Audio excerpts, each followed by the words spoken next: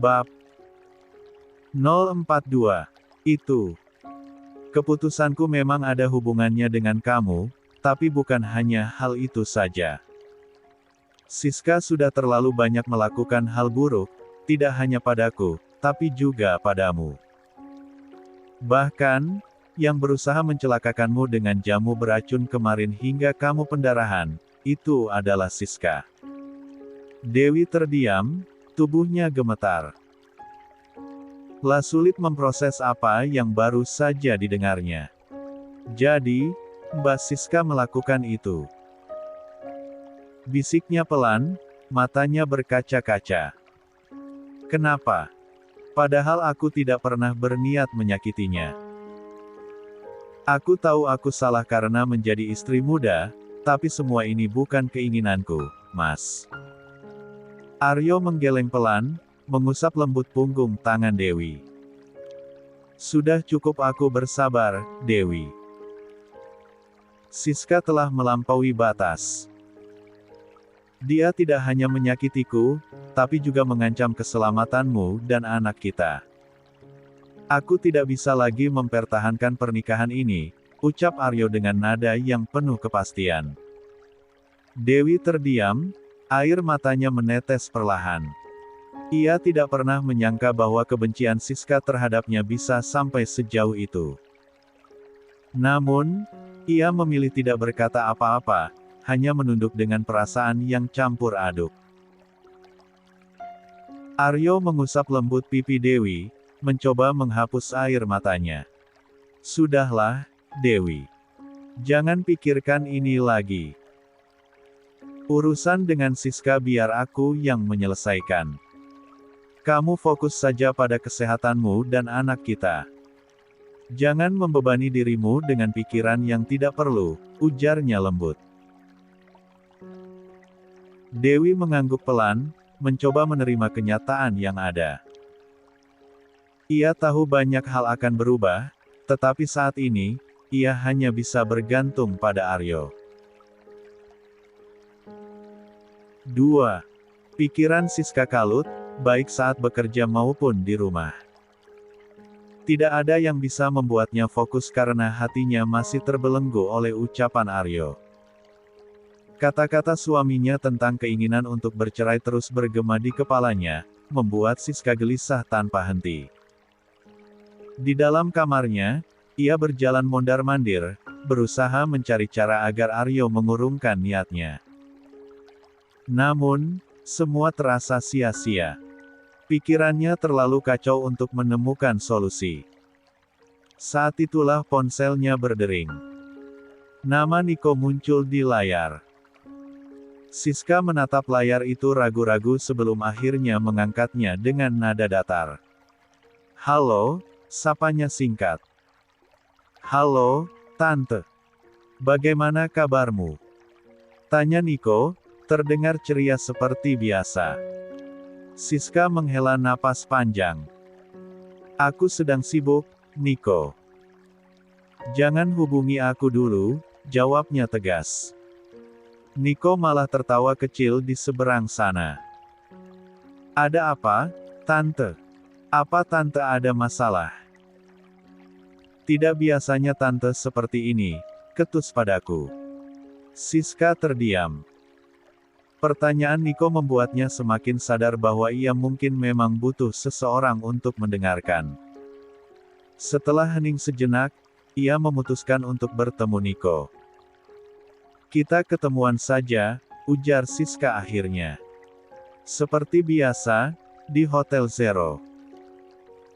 Niko terdengar terkejut, tetapi tidak banyak bertanya. Baiklah, aku akan segera berangkat sekarang, jawabnya, terdengar antusias. Telepon pun terputus. Siska kembali duduk di tepi ranjangnya, menatap kosong ke arah dinding. Lah berharap, setidaknya, bertemu dengan Niko bisa sedikit mengurangi beban di pikirannya. Sepertinya aku memang butuh sentuhan Niko. Setelah itu, Siska segera bergegas mandi dan berdandan. Dia memilih gaun sederhana namun anggun, menyemprotkan parfum favoritnya, lalu bersiap menuju Hotel Bintang 5. Tempat itu sudah menjadi lokasi rutin pertemuan mereka selama beberapa bulan terakhir. Setibanya di hotel, Siska langsung menuju resepsionis.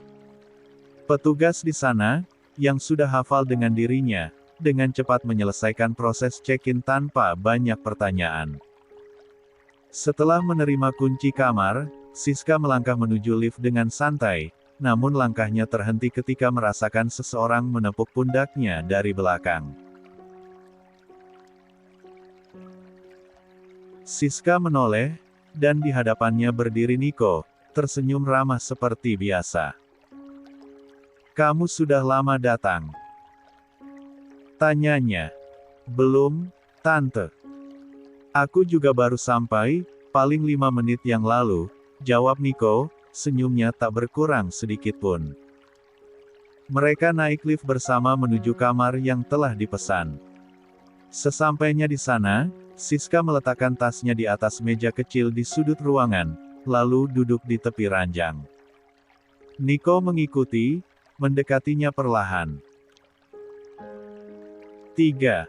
Kemudian duduk di sampingnya. Dia mengulurkan tangan, membelai pipi Siska dengan lembut.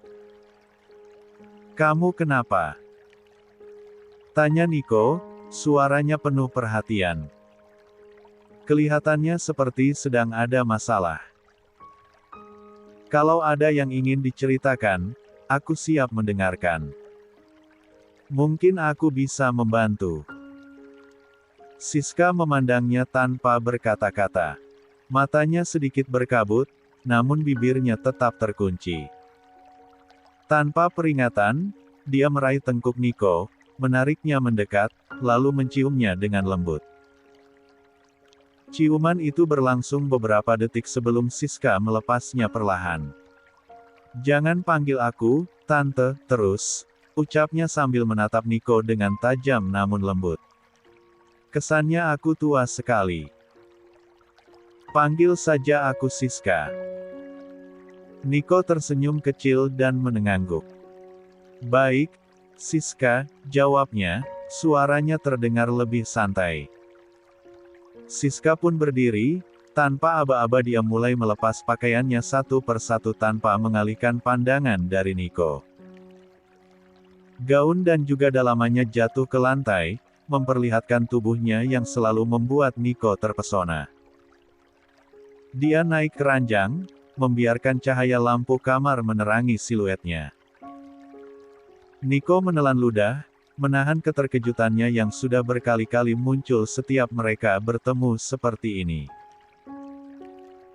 Namun, meskipun terbiasa, pesona Siska tetap saja membuatnya kehilangan kata-kata. Siska membuka pahanya dan berkata, "Kemarilah, lepaskan pakaianmu dan lakukan tugasmu. Aku butuh pelepasan sekarang juga." Tan Remang terasa begitu hening, keduanya hanya diam masih menikmati sisa-sisa percintaan tadi. Nico menyandarkan kepalanya di bantal dan memandang Siska. "Apa masalahmu kali ini?" "Sepertinya sangat serius," tanyanya hati-hati. Siska membalikkan badan, menatap Nico dengan mata yang menyiratkan kelelahan emosional. Ia membelai wajah pria itu perlahan sebelum menjawab, "Suamiku ingin menceraikanku." Nico terbelalak kaget. "Apa? Kenapa bisa?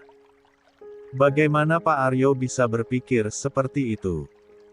Kamu ini wanita yang sempurna, Siska.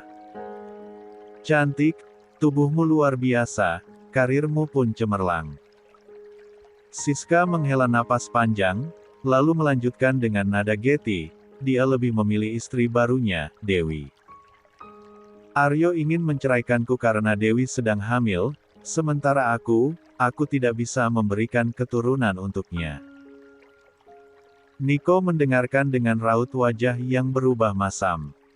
Amarahnya tersulut, meski dalam hati ia 4. Tersenyum licik. "Bagaimana Pak Aryo bisa sejahat itu padamu? Siska, kamu tidak boleh membiarkan ini terjadi. Kamu harus mempertahankan pernikahanmu. Jika kalian bercerai, itu bisa merusak nama baikmu dan citramu sebagai model terkenal, ujarnya, seolah tulus memberi nasihat. Namun, di balik kata-kata manis itu, Nico menyembunyikan rencana pribadinya. Ia telah lama mengincar Dewi, dan jika Aryo bercerai dengan Siska, Nico tahu peluangnya untuk mendekati wanita itu akan semakin kecil. Siska, yang tidak memahami niat tersembunyi Nico, berpura-pura sedih. Aku tahu itu, Nico. Tapi Aryo orang yang keras kepala. Begitu dia membuat keputusan, sangat sulit untuk mengubahnya. Nico terdiam sejenak, berpikir. Jadi, apakah kamu membutuhkan bantuanku? Tanyanya akhirnya. Lalu Siska bangkit dari ranjang, berjalan menuju kulkas kecil di sudut kamar, lalu mengambil sebotol air dingin. Siska tersenyum samar, mengamati pria itu. Sepertinya memang saatnya aku menjalankan rencanaku, gumamnya, lebih kepada dirinya sendiri. Nico kembali ke tempat tidur, duduk di samping Siska dengan alis terangkat. Maksudmu apa, Siska? Apa yang harus aku lakukan? Tanyanya, penasaran. Siska mendekatinya, menatapnya dalam-dalam. Kamu harus menghancurkan Dewi. Hancurkan nama baiknya, reputasinya, semuanya. Buat dia terpuruk hingga tidak ada jalan keluar. Dengan begitu, aku bisa membalaskan sakit hatiku pada Aryo. Nico tersenyum kecil, menyadari kesempatan emas di depan matanya. Ia mengangguk pelan. Baiklah. Aku akan membantumu menjalankan rencana ini, jawabnya mantap. Nico lalu menatap lekat ke arah Siska dengan rasa ingin tahu yang masih tersisa. Lalu, kamu sendiri, apa yang akan kamu lakukan?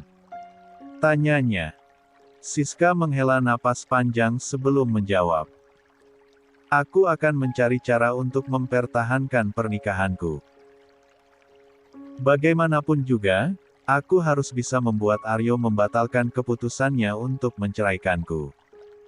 Apapun caranya, ucapnya penuh tekad. Lalu Nico tersenyum tipis dan mengangguk. Baiklah. Kalau kau membutuhkan bantuanku, katakan saja.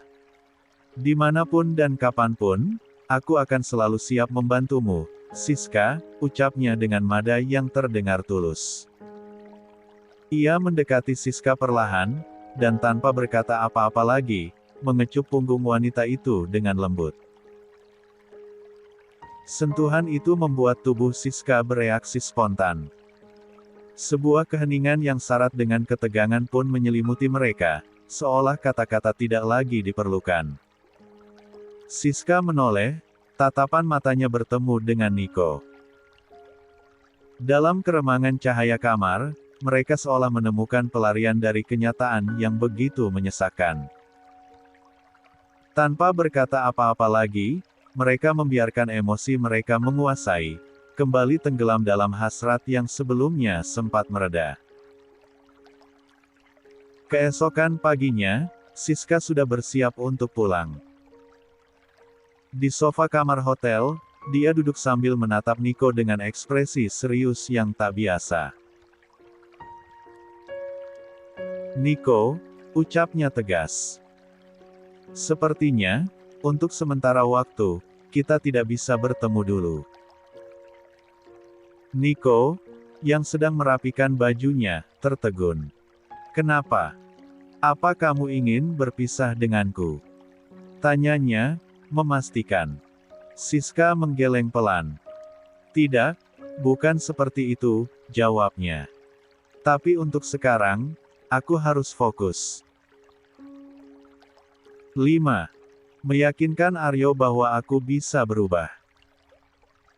Akan sangat fatal kalau sampai Aryo mengetahui hubungan kita. Jadi, sebaiknya kita jaga jarak untuk sementara. Aku akan menghubungimu jika kondisinya sudah membaik atau kalau aku membutuhkan bantuanmu. Nico terdiam, lalu mengangkat wajahnya dengan nada cemas. Tapi bagaimana kalau aku merindukanmu? Tanyanya, berharap jawaban yang menenangkan. Siska tersenyum tipis, lalu berdecih. Kamu pikir aku tidak tahu kalau di luar sana kamu punya pacar? Ucapnya dengan nada tajam. Nico membelalak kaget. Jadi, selama ini kamu memata-mataiku? Tanyanya, mencoba memastikan. Siska terkekeh, lalu melipat tangannya di depan dada. Kurang lebih seperti itu, jawabnya santai. Aku tidak ingin ikut campur urusan pribadimu, Nico. Tapi aku harus tahu siapa orang yang berada di dekatku. Aku tidak akan sembarangan memilih laki-laki untuk kujadikan, ya, simpananku. Kata-katanya membuat Nico terdiam. Ia tahu Siska selalu memiliki kendali atas segalanya, dan kali ini pun tak ada yang berbeda. Siska mendekatinya, membuka tas miliknya, lalu mengeluarkan sejumlah uang tunai. Ia menyerahkannya kepada Nico. Ambillah ini. Anggap saja sebagai bonus dan tanda perpisahan sementara kita. Kalau suatu hari nanti aku tidak menghubungimu lagi, itu artinya hubungan kita selesai. Setelah itu, kita hanya akan menjadi rekan bisnis. Aku tetap akan membayarmu, tapi hanya jika kamu melakukan perintahku. Nico tidak punya pilihan selain mengangguk. Ia tahu, bagaimanapun juga, ia masih membutuhkan Siska atau lebih tepatnya, uangnya. Setelah memberikan uang itu, Siska mengambil tasnya, lalu berjalan keluar dari kamar tanpa menoleh lagi. Langkahnya mantap, meninggalkan Nico yang hanya bisa termenung di kamar hotel itu, mulai memikirkan rencana yang diberikan Siska. Setelah keluar dari hotel, Siska langsung menuju rumah orang tuanya. Begitu memasuki rumah itu, ia melihat ayah dan ibu tirinya sedang duduk di ruang makan, menikmati sarapan pagi. Tanpa menunggu lama, Siska berpura-pura menangis dan berjalan cepat menuju ayahnya, Pak Heri. Papa, Mas Aryo jahat, Pak. Dia tega menceraikan Siska demi wanita lain. Ucap Siska dengan suara terseduh-seduh, langsung memeluk Pak Heri. Pak Heri, yang terkejut melihat putrinya dalam keadaan seperti itu, segera memeluknya erat. Ada apa, Siska? Ceritakan pada papa apa yang terjadi. Katanya penuh kekhawatiran.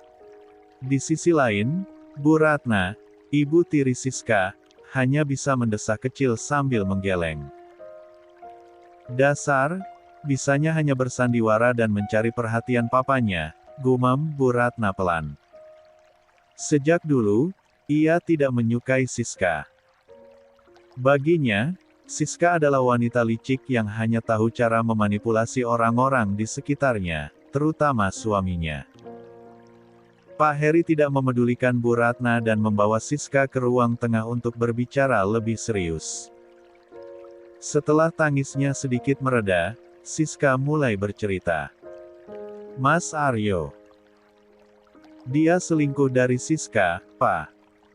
Bahkan dia sudah menikah lagi dengan wanita lain. Sekarang, istri mudanya sedang hamil. Itulah kenapa Mas Aryo ingin menceraikan Siska, karena Siska tidak bisa memberikan keturunan, ujar Siska sambil terisak kecil.